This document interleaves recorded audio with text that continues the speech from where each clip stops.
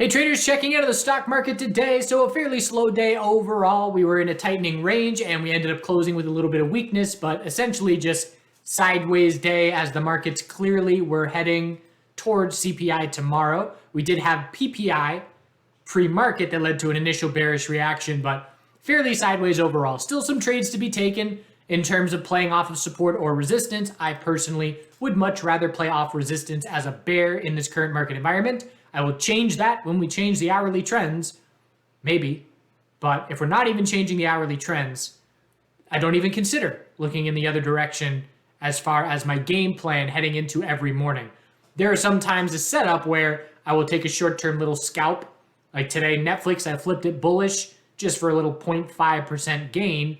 But overall, my mindset is bear mode while we are in monthly, weekly, daily, hourly downtrends.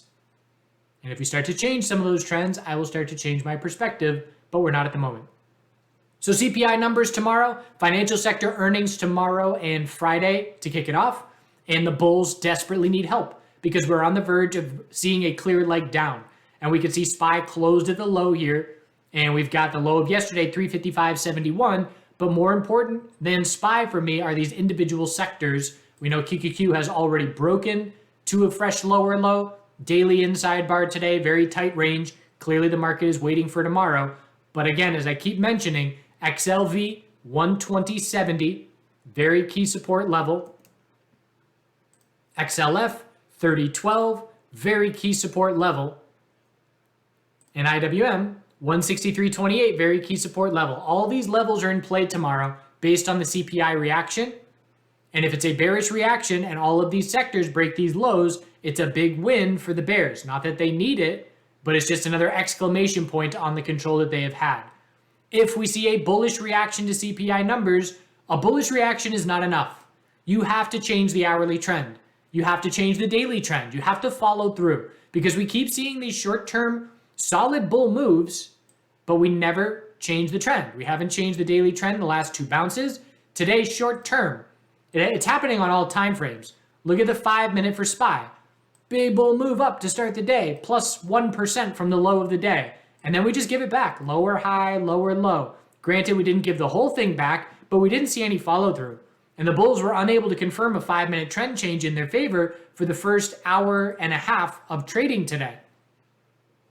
And so, as long as bull moves are fast and hard and do not establish supports on the way up and change trends on the way up, they're not going to follow through.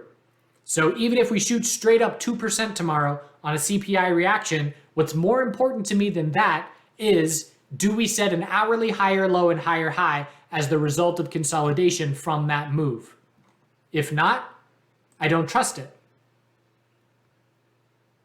The dollar is still holding on near the recent high. And again, we're either going to test the recent high on a bull reaction to the CPI, or we're going to reject and form a tightening range on the daily chart. A likely tightening range. Semiconductors still weak. Didn't break the low of yesterday, but certainly closed close to it. No sign of the bulls at this point. And again, a patient bear looks at this chart and says, I hope we bounce. I hope we bounce because I need an entry. And I want to see a 3%, 5% bounce so I can scout a daily lower high to look for a swing entry on SMH. Tesla, same deal.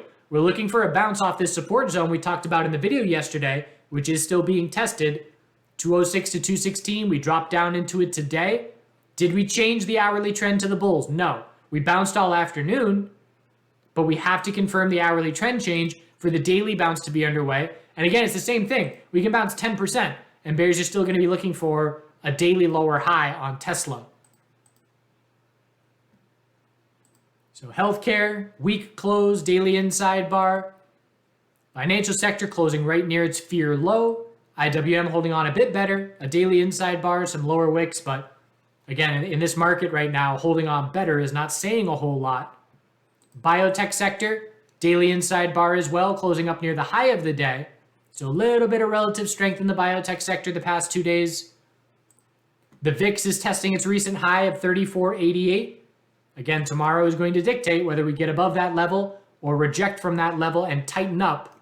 It's very similar to the dollar on the daily chart, except the dollar is maybe right about here. But Same setup. We're either going to break resistance or tighten up if it is a bullish market reaction to CPI. CCJ, after yesterday, we had news that they are buying a company, but they're buying it with a lot of shares being created as well. So definitely some dilution taking place. And what's more important to me than the news is the weekly downtrend confirming and the monthly lower high confirming. And now it is all about $20, because if $20 breaks, it'll be a loss of the monthly uptrend for the first time in years. And that will be a notable shift for the sector. Decent little bounce today, but we would need an hourly trend change back to the bulls, and then we just look for a daily lower high to be the result of the next bounce from here. So you get the pattern here. Bears have full control, and the best case scenario for bulls, they need help from the CPI reaction, and the best case scenario is a multiple day bounce where we are just scouting daily lower highs to be the result of that multiple day bounce. And just using SPY as an example, from the close today, SPY could have a reaction to CPI of plus 5% and still be in a daily downtrend. So it's a lot of work. And again, I'm not trying to nail bottoms unless we start the free fall, ugly, sky is falling. But I'll certainly let you know if that's happening, because it's going to take multiple days of free fall to get there. Silver is still giving it back. Daily stair-step drop ever since we topped out. This is day number 6 of consolidation. Need the 4-hour trend change for the daily higher low to be set. Look at these bear flags. 1, 2, 3, 4 bear flags in a row. Just a lower high every time. Not even touching 4-hour EMA 12. Oil, inventory report reaction, leading to further consolidation. We're watching for 4-hour oversold conditions, which we're not on. We're not there yet.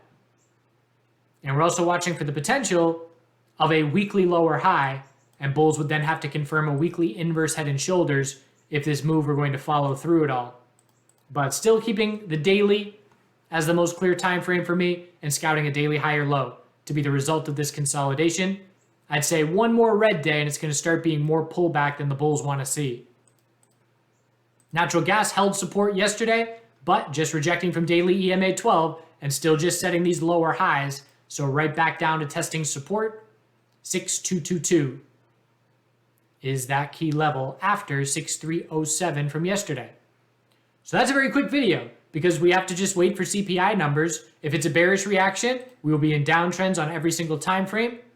If it's a bullish reaction, we must see an hourly trend change result from that initial bullish reaction if we're going to see any follow through. And just taking it one day at a time. And again, as I mentioned on Twitter recently, I don't have any end of video content right now. It's too cloudy to film all the leaves, but they're looking real good.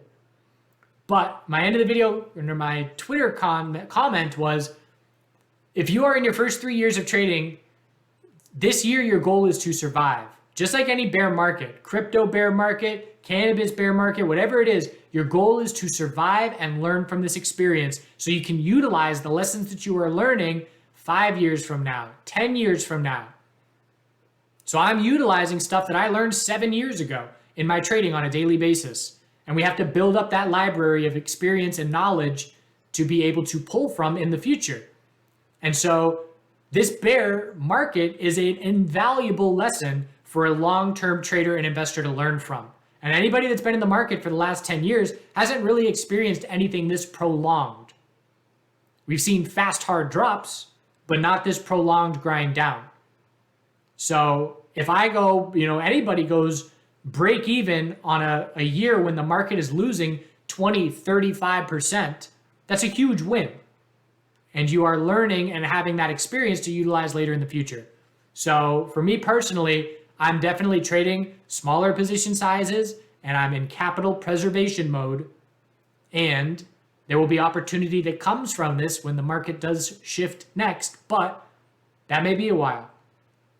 I'm really just taking it one day at a time. And definitely want to have longer term game plans. When am I going to be looking to add to my no-touch IRA?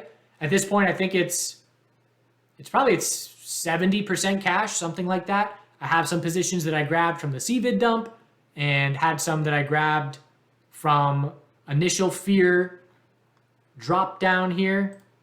Probably grab some in here, but I'm not adding anything else until we see bulls prove something to give me a support level to play off of, or free fall where all of our RSI levels are aligning in oversold conditions in historical bounce areas on the daily, 4-hour, hourly time frame at a minimum, ideally the weekly as well.